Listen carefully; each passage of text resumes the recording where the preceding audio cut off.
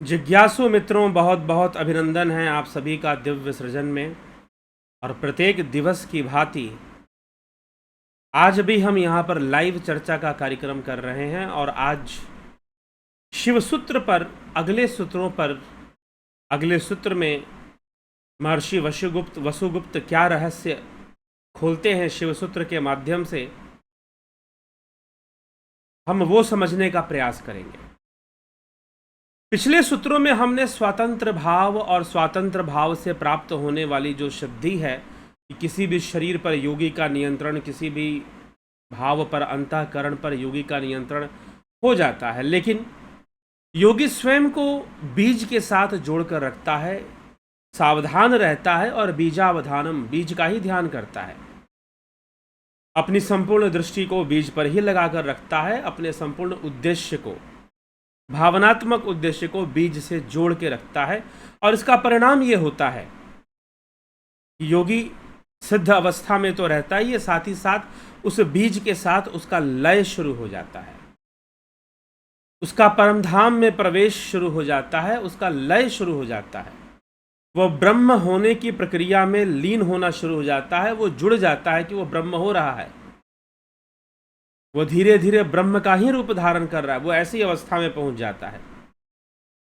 लेकिन अब इसका भी कुछ परिणाम होता है, इस मज्जन का भी कुछ परिणाम होता है। इसी के लिए शिव सूत्र में जो सूत्र दिए गए वो क्या दिए गए, इससे पहले जो सूत्र दिया गया उसमें क्या बताया गया था? आसनस्था सुखम हृदय निमज्जति, अर्थात उसका मज्जन होता है उस बीज में। जो संपूर्ण ब्रह्मांड का मूल कारण बीज है वो स्वयं ब्रह्म ही है और उसमें उसका मज्जन है, उसमें उसका लय है। सुख से निमज्जित तन्मय होता रहता है, वो लय होता रहता है वो। अब इस लय होने की प्रक्रिया में उसको एक और सिद्धि की प्राप्ति होती है और उसी को समझाते हुए अगला सूत्र लिखा जा रहा है, 17वां सूत्र, आणव उपाय। क्या कहता है?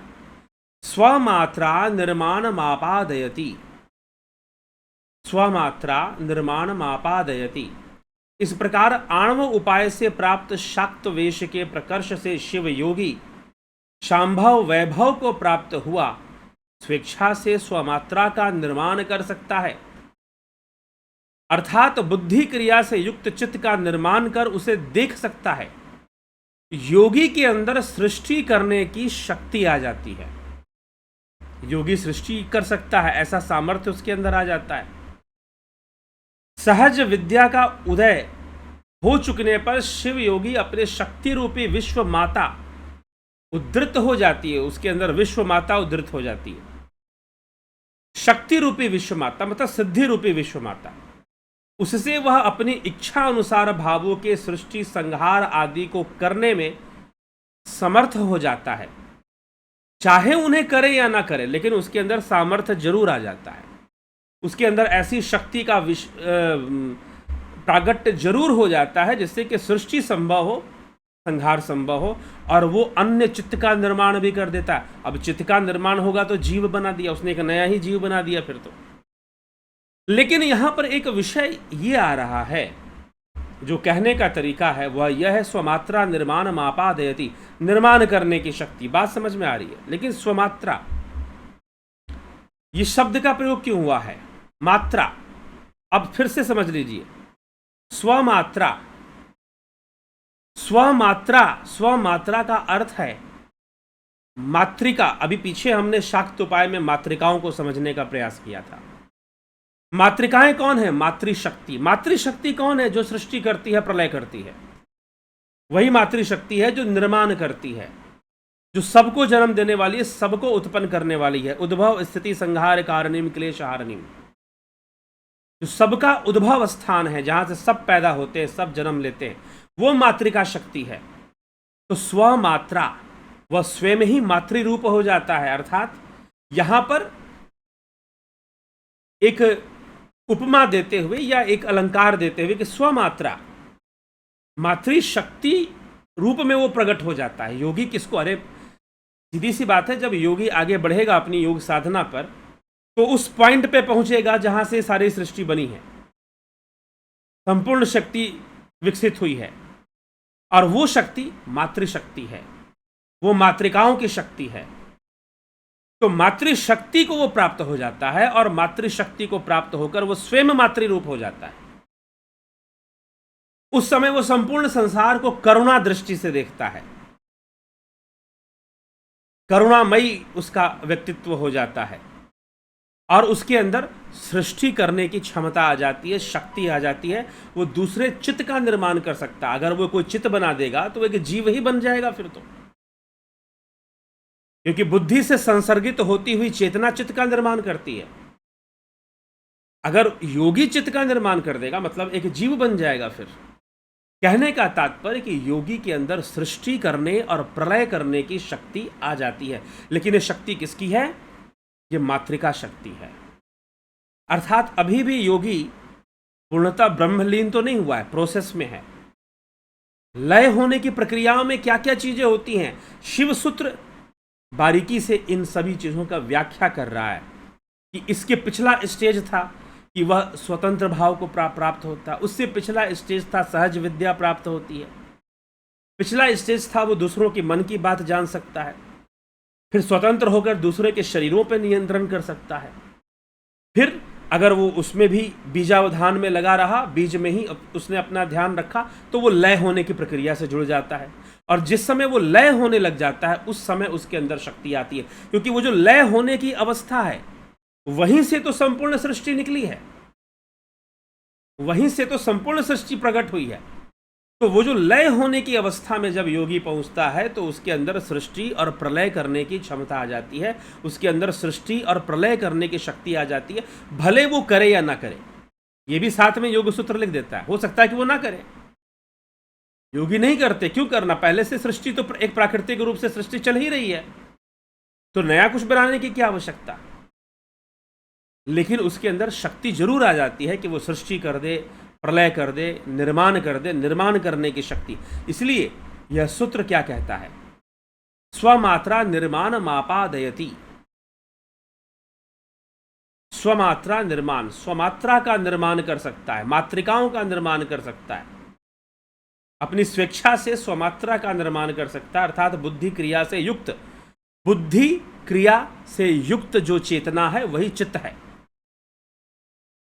बुद्धि क्रिया से युक्त जो चेतना है वही चित्त है, तो वो चित्तों का निर्माण कर सकता है, उसके अंदर ये सामर्थ्य आ जाती है। तो चित्त भी समझ लीजिए, इसके माध्यम से चित्त को भी समझाया गया कि बुद्धि क्रिया से युक्त जो चेतना है वो चित्त है, नहीं तो चेतना शुद्ध रूप में स्वयं ब्रह्म है, आत्मा है। तो योगी जब लय की अवस्था में जाता है, क्योंकि चित्त, अब लय किसका हो रहा है ये भी समझ लीजिए, लय चित्त का हो रहा है, चित्त का लय हो रहा है, तभी उसके अंदर ऐसी शक्ति आ रही है कि वो चित्त का निर्माण कर दे, चित्त का ही लय हो रहा है। और वास्तव में कैवल्य में चित्त का ही लय होता है। अगर हम पतंजलि योग सूत्र के पर अध्ययन करेंगे तो वहां पर भी कैवल्य अवस्था के बारे में, कैवल्य पाद में जो चर्चा की गई है वहां पर क्या चर्चा है, चित्त के लय को ही समझाया गया है, चित्त का लय हो रहा है। लेकिन अब चित्त का लय होता है तो बहुत कुछ होता है, उनमें से ये एक घटना है। अभी शिव सूत्र में आगे जो सूत्र आने वाले हैं, चित्त का लय हो रहा, उस अवस्था को समझाने के लिए अभी और बातें लिखी गई हैं, और बातें लिखी गई, उसमें और भी शक्तियां आती हैं, और भी घटनाएं घटती हैं जब लय होता है। तो शिव सूत्र पहले तो साधारण सिद्धियों की बातें लिखता है, फिर एक ऐसी अवस्था जहां पर योगी निर्विकल्प की यात्रा में लग जाता है, अपना लय कर रहा होता है, लीन हो रहा होता है, और उस समय उसके अंदर मातृका शक्ति प्रकट हो जाती है, अर्थात सृष्टि और प्रलय करने की शक्ति हो जाती है। वो अपनी मातृका शक्ति से मात्राओं का निर्माण कर सकता है, सृष्टि कर सकता है, प्रलय कर सकता है, इतना सामर्थ्य उसके अंदर आ जाता है, क्योंकि वो स्वयं ब्रह्म हो रहा है। लेकिन अभी वो लय होने की प्रक्रिया में ही है, तो अभी और भी विशेषताएं प्रकट होने वाली हैं। तो शिव सूत्र में एक एक कर ऐसी कई गूढ़ रहस्यमयी बातों को प्रकट कर किया जा रहा है, धीरे धीरे एक एक स्टेप में, आणव उपाय के अंदर। एक जीव जो अणु रूप में है, वो जब अपने ब्रह्म रूप को धारण करता है, तत्व रूप को धारण करता है, तो वो कई अवस्थाओं से गुजरता है और उसके अंदर कई शक्तियों का विकास होता है, कई चीजें छूटती भी हैं। अब आगे क्या घटना घटने वाली है, जब ये लय होता है तो नंबर 1 मातृका शक्ति प्रकट हो जाती है और उसके सृष्टि प्रलय, क्योंकि सृष्टि प्रलय कौन करता है? प्रकृति करती है। सृष्टि प्रलय मातृकाओं के द्वारा ही होता है। इसीलिए यहां पर स्वमात्रा कहकर मातृशक्ति की ओर भी इशारा किया गया है कि उसी की शक्ति प्रकट हो जाती है और वो सृष्टि प्रलय कर सकता है, क्योंकि वो उस कनेक्टिंग लिंक तक पहुंच गया है जहां पर ब्रह्म और प्रकृति, ब्रह्म और सृष्टि का समन्वय है, जुड़ाव है, जहां पर एक लिंक बन रहा है। उस लिंक तक वो पहुंच चुका है और वहां पर वो अपने आप को बीज में लय कर रहा है, उस ब्रह्म में लय कर रहा है। और इसी कारण से लय की प्रक्रिया से जुड़ जाने के कारण अब उसके अंदर सृष्टि और प्रलय करने की शक्ति का भी विकास, सिद्धि का विकास हो जाता है। आगे और भी रहस्य है, और भी रहस्य कि अब आगे योगी के साथ क्या होने वाला है, कि शिव योगी के कौन कौन सी अवस्थाओं से वो गुजरता है, ये सारी बातें बताई जा रही। तो अब आगे कौन सी अवस्था से गुजरने वाला है, आगे कैसी अवस्था बनेगी, तो उसके बारे में भी अगले सूत्र में बताया जा रहा है। आगे के सूत्रों में जुड़े रहिए, बने रहिए। प्रत्येक रात्रि 9 बजे लाइव चर्चा का ये कार्यक्रम आता ही है। आप जुड़े रहें, बने रहें, लाभ उठाते रहें। तो बहुत बहुत आभार आप सभी का। और ध्यान योग का कोर्स करना चाहते हैं 14 जुलाई से, प्राकृतिक चिकित्सा का कोर्स करना चाहते हैं 14 जुलाई से ही शुरू होगा। निश्चय रूप से ज्वाइन करिए और लाभान्वित होइए। बहुत बहुत आभार आप सभी का।